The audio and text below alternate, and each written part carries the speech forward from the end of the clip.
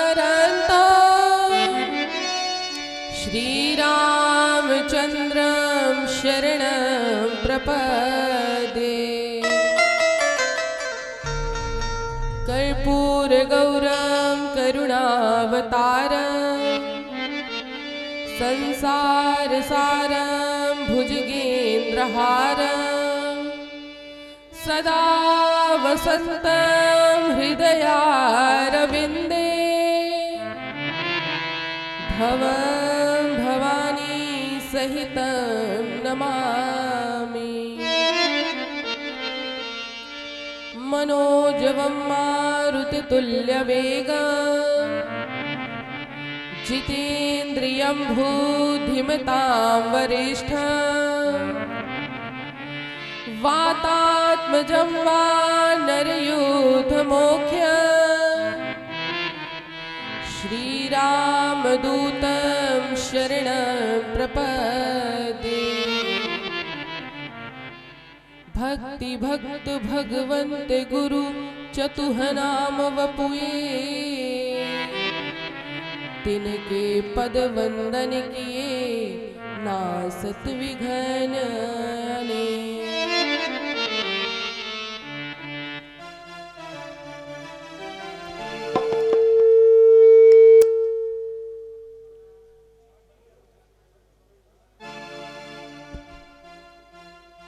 नीलांबुज श्यामल कोमलांग नीलांबुज श्यामल कोमलांगम नीलांबुज श्यामल कोमलांग नीलांबुज श्यामल कोमलांगम सीता समारोपित वाम भागं सीता समारोपित वाम भागं मंगल भवन अमंगलहारी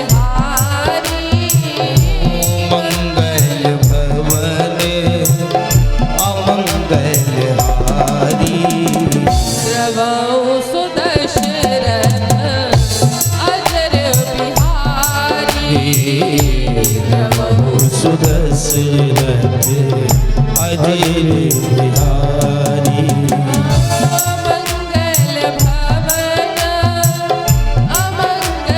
अमंगलहारी मंगल भवन अमंगलहारी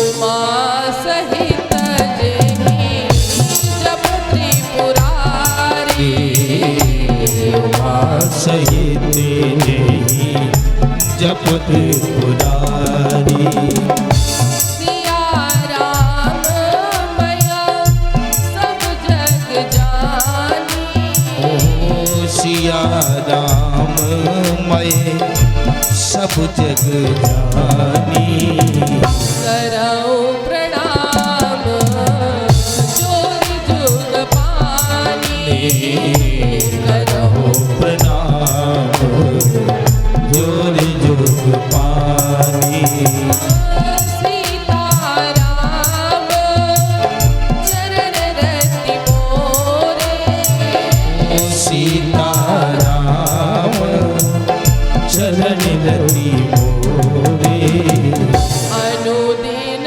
बढ़ाओ अनुग्रह तोरे अनुदिन बढ़ाओ अनुग्रह तोरे जय जय जय हनुमान गोसाई जय जय जय हनुमान गोसाई कृपा करहु गुरु देव की नाई कृपा करहु गुरु देव की नाई बंदौ गुरु पद पद्म परागा बल्लभ गुरु पद पद्म परागा सुरुचि सुबास सरस अनुरागा सुरुचि सुभाष सरस अनुरागा सुरुचि सुबास सरस अनुरागा सुरुचि सुभाष सरस अनुरागा। बोल दे श्री आनंद कंद भगवान की जय हो। बालानंदाचार्य नगर के अंदर जितने भी कल्पवासी निवास कर रहे हैं, अब अनुरोध नहीं करेंगे, अब सीधे रोक लगाएंगे। जितनी भी गाड़ियां अंदर जा रही हैं, अगर हमारे किसी भी कार्यक्रम के समय पर किसी भी कल्पवासी की गाड़ी निकलती है तो उसकी गाड़ी पंचर करा दी जाएगी, और दूसरी चीज, गाड़ियां अंदर जाने पर रोक लगा दी जाएगी। आप लोग मर्यादा का ध्यान रखें। ना आप पंगत के समय मानते, ना आप आरती में मानते, ना आप कथा में मानते। आप लोग यहाँ पर आते क्यों हैं? अपने सभी रिश्तेदारों को मना करिए कि जब पंडाल में कोई भी कार्यक्रम चल रहा हो, अर्थात कोई भी कार्यक्रम, चाहे वह ठाकुर जी की आरती हो, चाहे वह पंगत की हरिहर हो, चाहे वह कथा हो, उस समय पर यदि किसी की भी गाड़ी पंडाल से निकलेगी, अगले दिन से किसी भी की भी गाड़ी अंदर जाने की अनुमति नहीं होगी। इस बात का आप लोग ध्यान रखें, अन्यथा हम मर्यादा भूल गए तो फिर अभी 15 दिन का मेला बचा है। बोल दे श्री आनंद कंद भगवान की जय हो।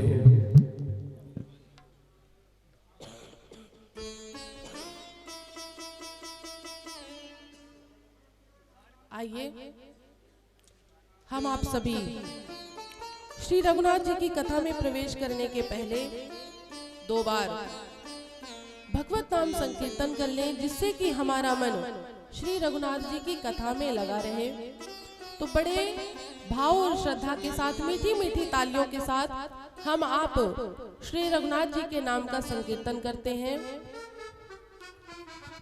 कि श्री राम जय जय राम, श्री राम जय जय राम, श्री राम जय जय राम, श्री राम जय जय राम, श्री राम जय जय राम, श्री राम जय जय राम, श्री राम जय जय राम, श्री राम जय जय राम। दो अक्षर का प्यारा नाम, श्री राम जय जय राम, दो अक्षर का प्यारा नाम, श्री राम जय जय राम। श्री राम जय जय राम, श्री राम जय जय राम, श्री राम जय जय राम, श्री राम जय जय राम।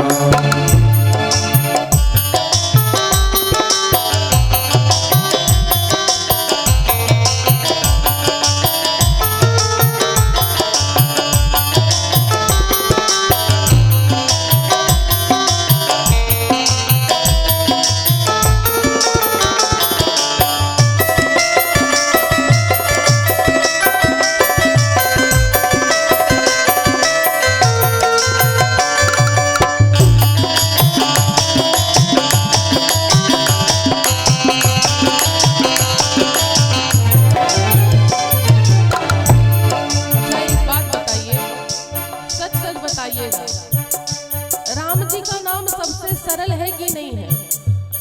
सबसे सरल है ना? देखिए कृष्ण जी के नाम में तो थोड़ी सी जबान लटपटा जाती है, कृष्ण बोलने में थोड़ी जीभ टेढ़ी करनी पड़ती है, लेकिन राम जी का नाम कितना सरल है, सीधे से बोल दिया क्या? राम। अच्छा इतने सरल नाम को बोलने में भी आप लोगों को लगता है कष्ट होता है ना? होता है लग रहा नहीं होता, तो फिर बोल के दिखाइए कि हाँ होता है कि नहीं होता। श्री राम जय जय राम, श्री राम जय जय राम।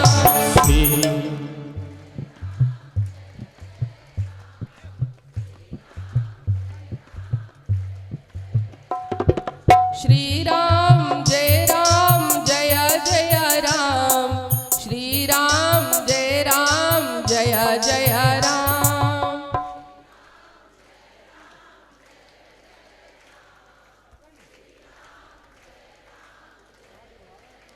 अब लगा कि हाँ राम जी का नाम लेते बनता है। दो अक्षर का प्यारा नाम, श्री राम जय जय राम। दो अक्षर का प्यारा नाम, श्री राम जय राम, श्री राम जय राम, जय राम, जय राम, जय राम।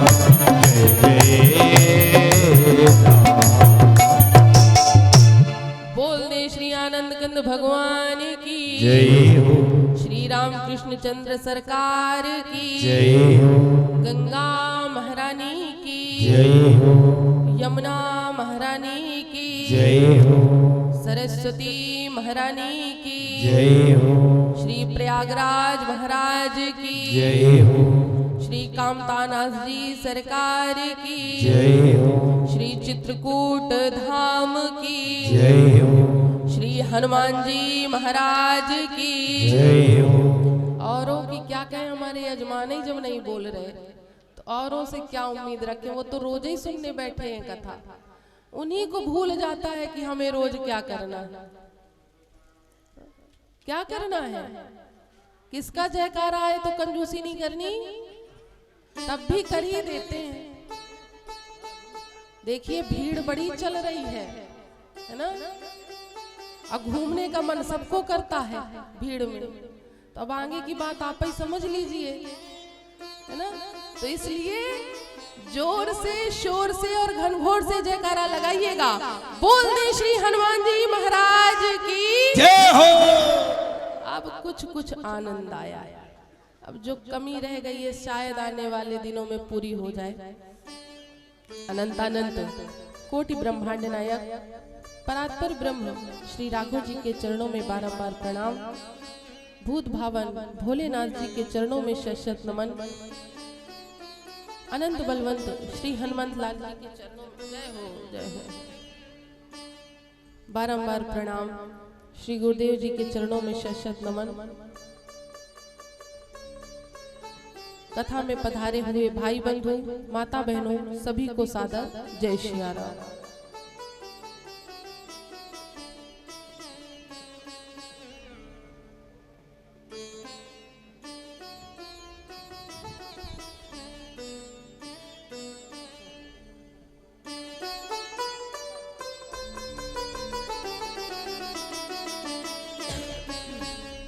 हम आप सभी इस नव दिवसीय श्री राम कथा के आज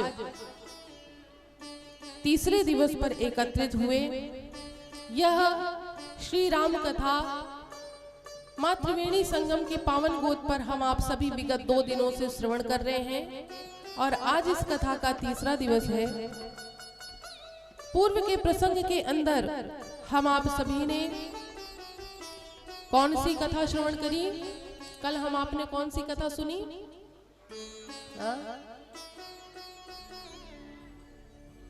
भोले बाबा की बारात,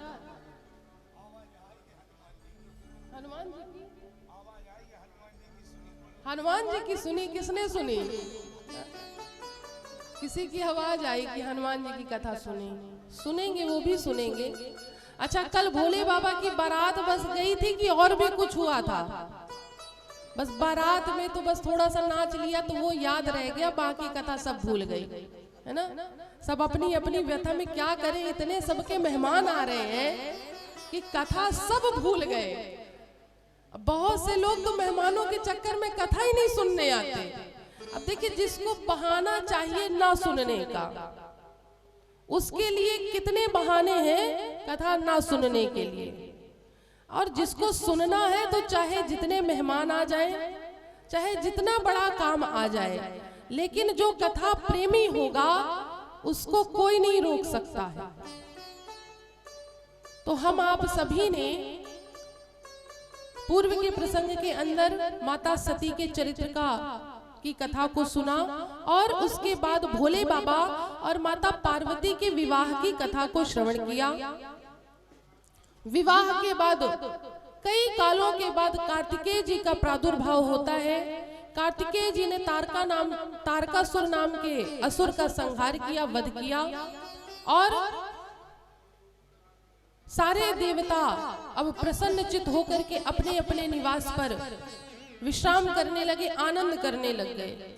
इधर जो याज्ञवल्क्य जी भरद्वाज जी को प्रयागराज में कथा सुना रहे थे, उन्होंने भरद्वाज जी से कहा कि भरद्वाज जी कथा कैसी लगी।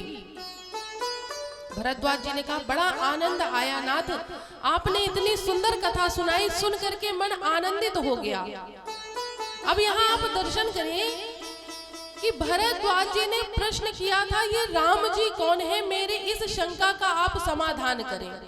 लेकिन यहाँ पर याज्ञवल्क्य जी ने अभी राम जी की कथा को नहीं सुनाया है, अभी याज्ञवल्क्य जी ने भोले बाबा की कथा को सुनाया, भोले बाबा के विवाह की कथा को सुनाया।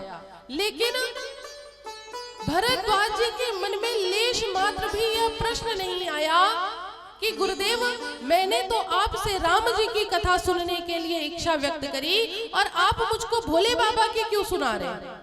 अभी हम आप होते ना तो पहले ही उठ के खड़े हो जाते, अरे ये तो आप गलत कथा सुना रहे हैं, हमने तो दूसरी कथा पूछी थी।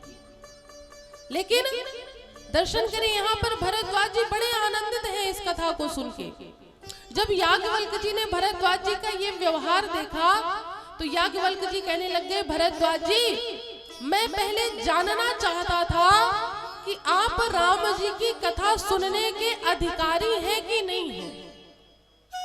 देखिए ये भगवान की कथा सबको सुनने के लिए नहीं मिलती है, ये इतनी सरल और इतनी सहज कथा नहीं है कि हम आपको ऐसे ही सुनने को मिल जाएगी। जब हमारे किए हुए कोई सत्कर्म जागृत होते हैं तब जाकर के हमको भगवत कथा सुनने को मिलती है, हमें सत्संग करने को मिलता है।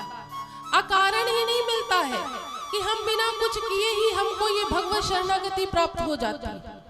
हमारे पूर्व जन्मों के इस जन्म के किए हुए कोई सत्कर्म जब उदय होते हैं तब हमको भगवान की कथा सुनने को मिलती है।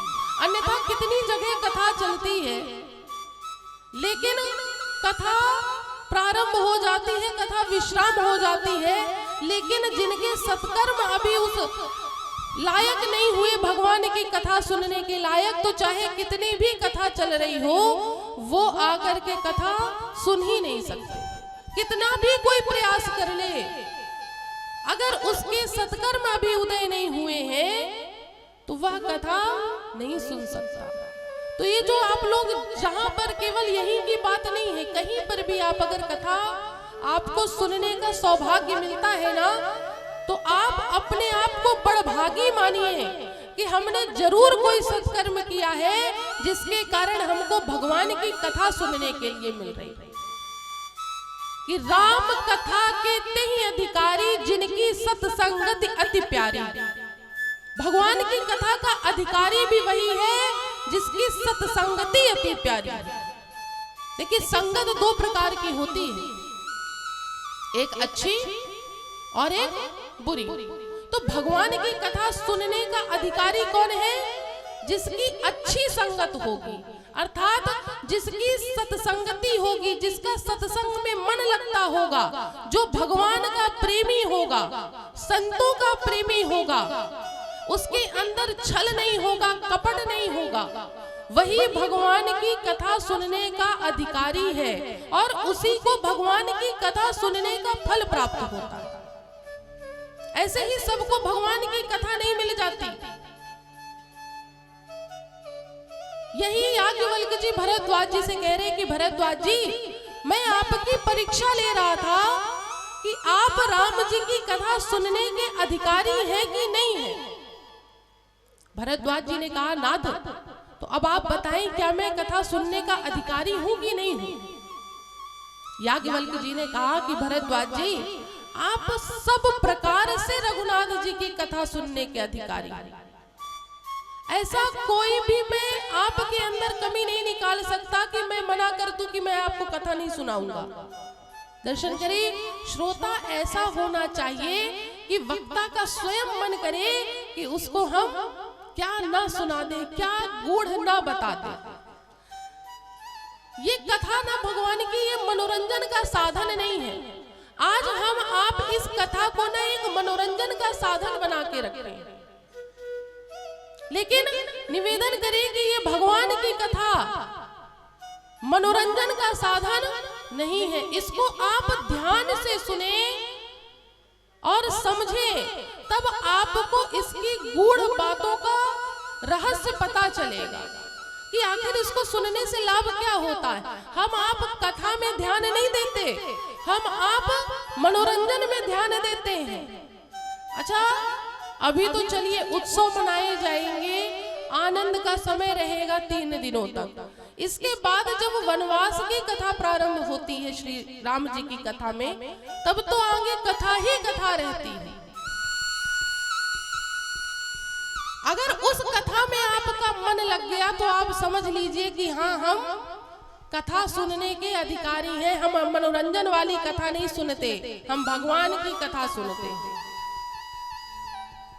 यही भरद्वाज जी से याज्ञवल्क्य जी ने कहा, तो भरद्वाज जी ने कहा कि ऋषिवर, अब आप अविलंब मुझको भगवान की कथा सुनाइए। अब मुझसे रहा नहीं जा रहा है, आप अपनी वाणी को विराम ना देना, आप तो मुझको अब आगे की आप कथा सुनाएं। अब याज्ञवल्क्य जी आगे कथा सुनाते हैं और कहते हैं कि भरद्वाज जी, अब मैं आपको वो कथा सुनाता हूं जो कैलाश पर्वत पर भोले बाबा ने मां पार्वती को सुनाई। देखिए, इस राम कथा में ना केवल एक वक्ता नहीं है, इस राम कथा में 4 वक्ता हैं। पहले गोस्वामी तुलसीदास जी, दूसरे यही याज्ञवल्क्य जी, दूसरे याज्ञवल्क्य जी हैं। अब हम आप तीसरे वक्ता के पास चल रहे हैं। किनके पास? हमारे स्वयं भोले बाबा। भोले बाबा कैलाश पर्वत पर शांत रस में वट वृक्ष के नीचे कैलाश पर्वत पर विराजमान है। याज्ञवल्क्य जी कहते हैं, भरद्वाज जी, मैं आपसे सत्य बताऊं, ऐसा वक्ता कभी किसी ने संसार में नहीं देखा होगा। इतने सुंदर वक्ता पूरे संसार में कहीं नहीं होंगे। ऐसे वक्ता के मैं आपको दर्शन कराने जा रहा हूं, और ऐसे ही वक्ता के मुख से आप अब कथा को श्रवण करेंगे। अब याज्ञवल्क्य जी कथा को लेकर के कैलाश पर्वत पर चलते हैं, जहां पर भोले बाबा वट वृक्ष के नीचे विराजमान हैं। उसी समय पर भोले बाबा के पास किसका आगमन होता है कि पार्वती भल अवसर जानी, पार्वती भल अवसर जानी, पार्वती भल अवसर जानी, पार्वती भल अवसर जानी, पार्वती भल अवसर जानी, गई शंभु पहि मातु भवानी, ओ गई शंभु पहि मातु भवानी, गई शंभु पहि मातु भवानी, ओ गई शंभु पहि मातु भवानी। जब भोले बाबा को इतने शांत स्वभाव में माता पार्वती ने देखा, तो माता पार्वती से रहा नहीं गया। उन्होंने मन ही मन में विचार किया कि यही मांग सकती हूँ। देखिए, जब माताओं को अपने पतियों से कुछ विषय वस्तु चाहिए होती है, अपने मन का काम कराना होता है, तो पहले वो अपने पतियों के स्वभाव देखती हैं कि आज स्वभाव कैसा है पति देव का, नरम है, गरम है, कैसा स्वभाव है ना। तब जाकर के अगर मान लीजिए माता को अगर सोने के कान के कुंडल चाहिए, अब पति देव नाराज चले आ रहे हैं, किसी से लड़ाई हो गई बाहर, और उतने में ही माता कहते हैं हमको तो सोने के कान के कुंडल चाहिए। वैसे भी वो नाराज चल रहे थे, जो भी मिलना होगा वो भी नहीं मिलेगा। तो माता पहले अपने पतियों का स्वभाव जानती है कि आज ठीक ठाक है कि नहीं है, तब जा करके अपनी जितनी भी मनोकामनाएं होती हैं वो बताती हैं। आज माता पार्वती भी वही व्यवहार कर रही है कि आज मेरे नाथ का स्वभाव बड़ा अच्छा है, आज मैं अपने मन की बात भोले बाबा से पूछ लेती हूँ। माता पार्वती भोले बाबा के पास आई। जैसे ही पार्वती जी को भोले बाबा ने देखा तो भोले बाबा ने क्या व्यवहार किया? हाँ जानी प्रिया दरियत की, हाँ जानी प्रिया दरियत की, वाम भाग आसन हर दीना, वाम भाग आसन हर दीना, वाम भाग आसन हर दीना, वाम भाग आसन हर दीना। जैसे ही भोले बाबा ने माता पार्वती को देखा, बड़ा उनका आदर किया। जान प्रिया आदर अति कीन्हा। जैसे ही माता पार्वती भोले बाबा के पास पहुंची, बड़े आदर के साथ भोले बाबा ने उनको अपने बाएं भाग पर विराजमान किया। अब आप दर्शन करिए, कल की कथा में जब भोले बाबा 87,000 वर्ष की समाधि के बाद जगे थे, तो माता सती जब आई थी तो भोले बाबा ने उनको बाएं भाग में आसन नहीं दिया था। उनको कहाँ आसन दिया था? अपने सामने आसन दिया था। और आज जब माता पार्वती आई हैं तो भोले बाबा ने अपने बाएं भाग पर उनको आसन दिया। अब तो मानो माता पार्वती की प्रसन्नता का कोई ठिकाना नहीं। एक बात बताइए, अगर किसी का खोया हुआ पद उसको पुनः मिल जाए तो वो कितना प्रसन्न होगा। तो जो माता पार्वती का पद खो गया था, आज भोले बाबा ने पुनः उस पद पर माता पार्वती को विराजमान कराया। माता पार्वती बड़ी प्रसन्न हुई। अब भोले बाबा ये जानते हैं कि आज पार्वती जी अकारण नहीं आई हैं। किस कारण से आई हैं? कथा जो सकल लोक हितकारी, कथा जो सकल लोक हितकारी, सोई पूछन जहाँ शैल कुमारी, सोई पूछन जय शैल कुमारी, सोई पूछन जहाँ शैल कुमारी, ओ सोई पूछन जय शैल कुमारी। भोले बाबा जानते हैं कि आज पार्वती जी अकारण नहीं आई हैं, बहुत बड़े कारण से आई हैं। कौन से कारण से? जो ये पार्वती जी प्रश्न करने के लिए आई हैं, इसके उत्तर में सारे जगत का कल्याण निहित है। आज पार्वती जी केवल अपने कल्याण के लिए नहीं आई, सारे जगत का कल्याण कराने के लिए आई हैं। इसीलिए भोले बाबा पार्वती जी का इतना आदर कर रहे हैं, इतना सम्मान कर रहे हैं। एक निवेदन करिए, जिसके माध्यम से किसी का कल्याण होना, उसको बार बार धन्यवाद करना चाहिए। जब मिले वह उसको बार बार धन्यवाद करें, उसका इतना आदर करें कि इतना आदर किसी ने ना किया हो। जो कल्याण की बात करता हो, जो कल्याण के लिए दूसरों के लगा रहता हो। आज भोले बाबा यही जान करके माता पार्वती का आदर कर रहे हैं और कहा कि देवी किस कारण से आप आई हो? पार्वती जी ने कहा, नाथ आज मैं आपसे विवाद करने नहीं, आज मैं आपसे संवाद करने आई। नाथ आज मैं किसी शंका की दृष्टि से नहीं आई हूँ,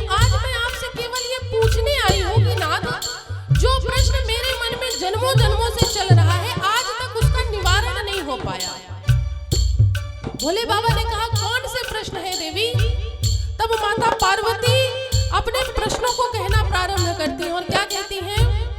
तुम पुनि राम राम दिन राति, तुम पुनि राम नाम दिन राति, सादर जपहु अनंत आराती, सादर जपहि अनंत आराती, सादर जपहु अनंत आराती, सादर जपहु अनंत आराती।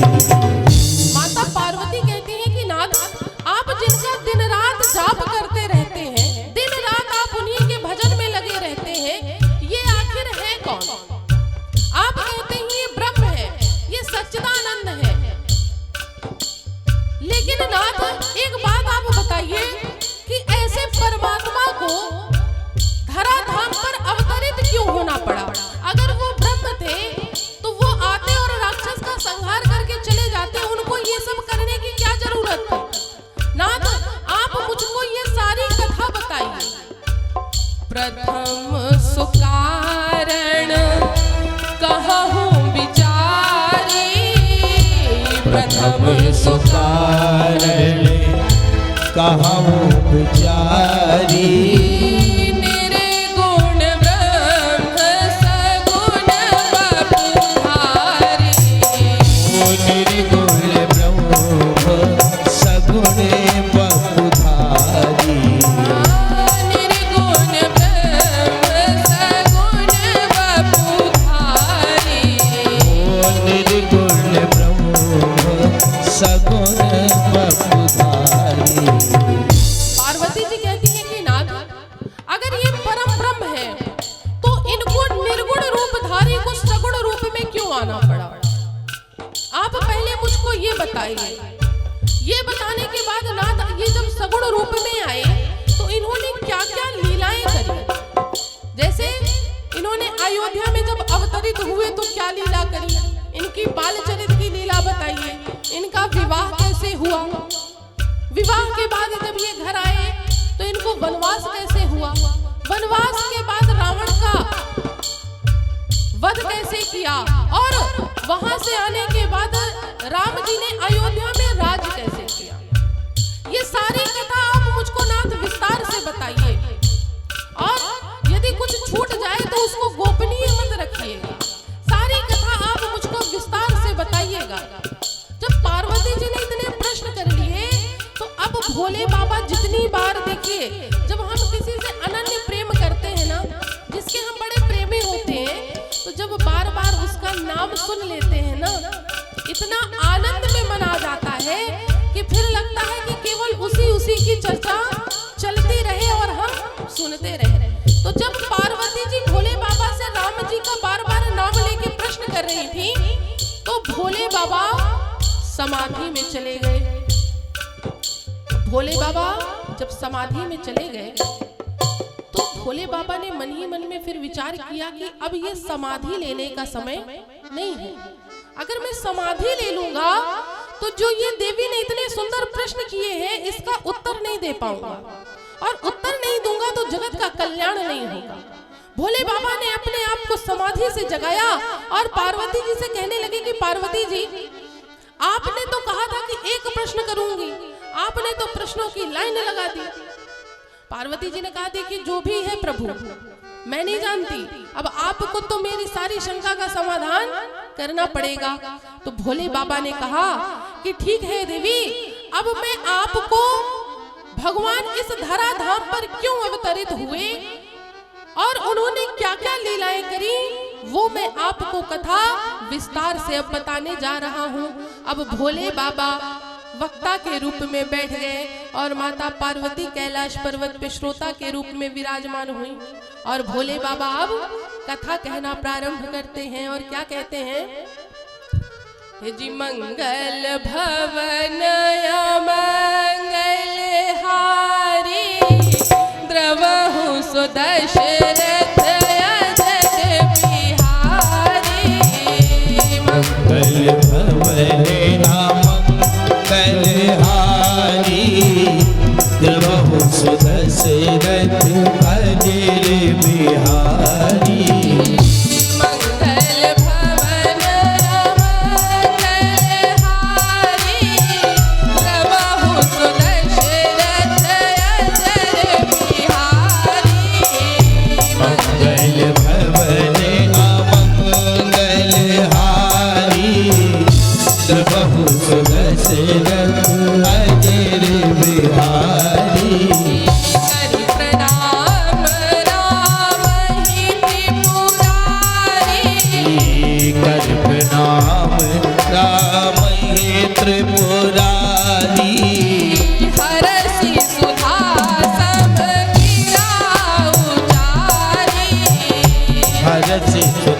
सुधासम गिरा उचारी।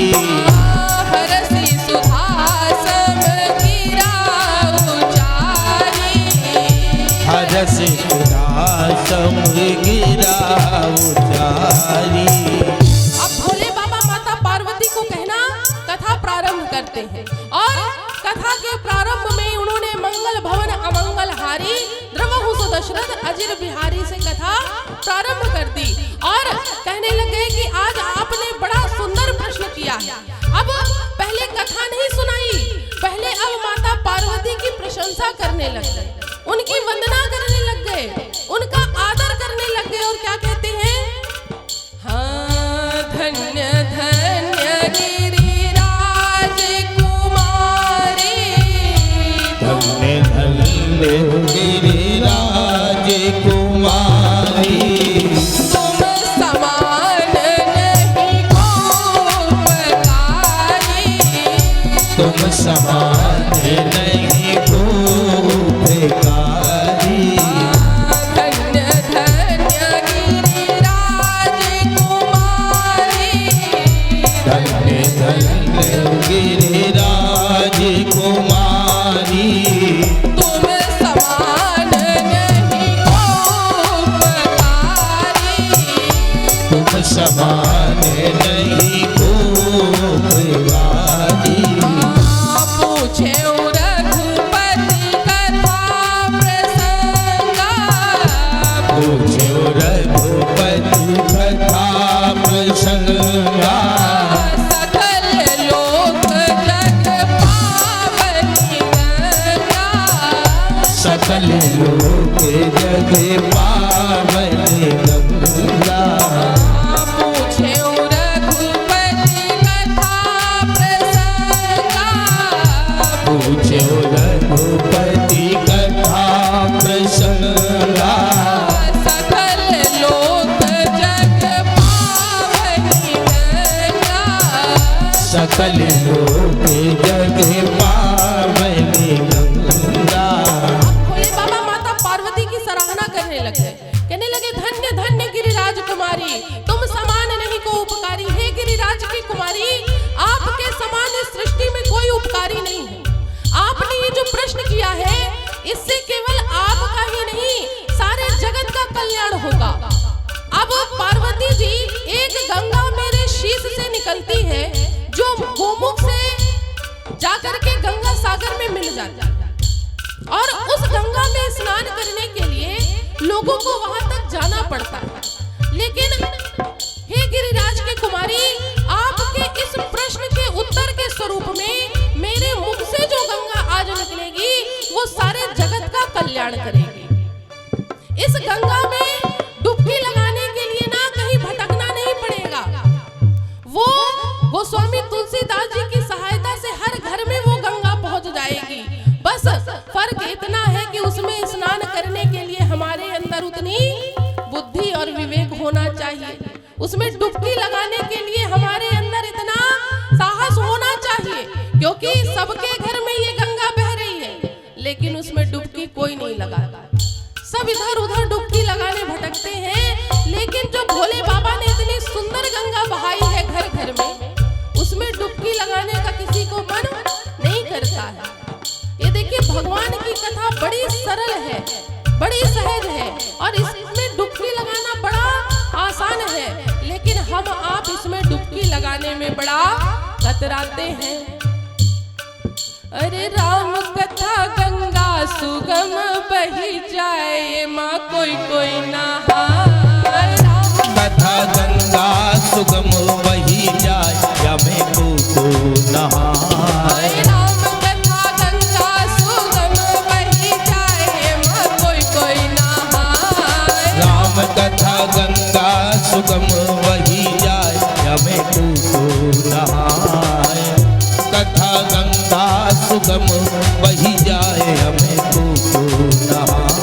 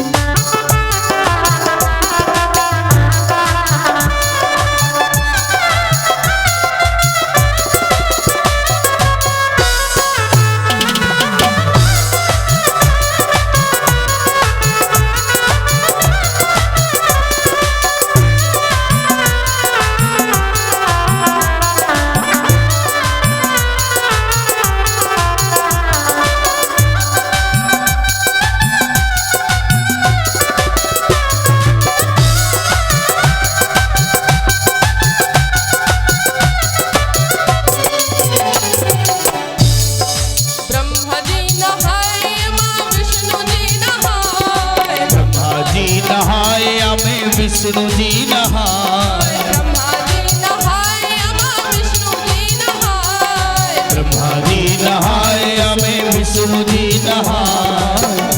भोले बाबा नहाए अपन डमरू बजाए माँ कोई कोई नहाए। राम कथा गंगा सुगम बही जाए हमें को नहाए।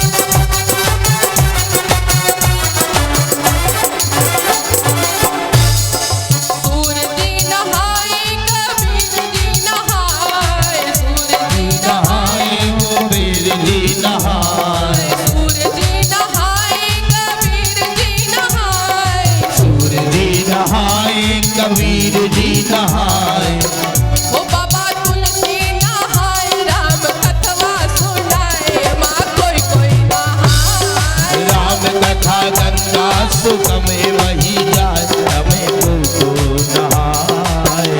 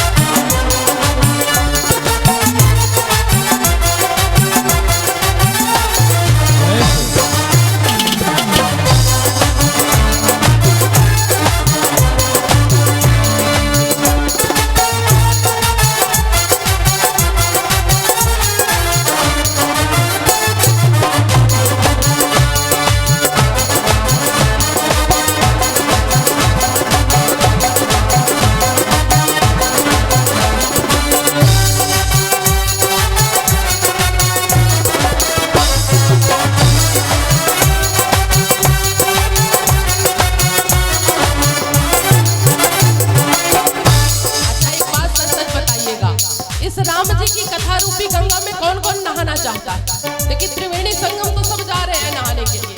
राम जी की कथा रूपी गंगा में कौन कौन नहाना चाहता है? पूरे पूरे हाथ उठा के मीठी मीठी तालियों के साथ। राम कथा गंगा सुगम बही जाए, माँ कोई कोई नहाए। राम कथा गंगा सुगम बही जाए, हमें को नहाए। राम कथा गंगा सुगम बही जाए, हमें को नहाए। राम कथा गंगा सुगम बही जाए, हमें को नहाए। राम कथा गंगा सुगम बही जाए, हमें को नहाए। राम कथा गंगा सुगम बही जाए, हमें को नहाए। राम कथा गंगा सुगम बही जाए, हमें को नहाए।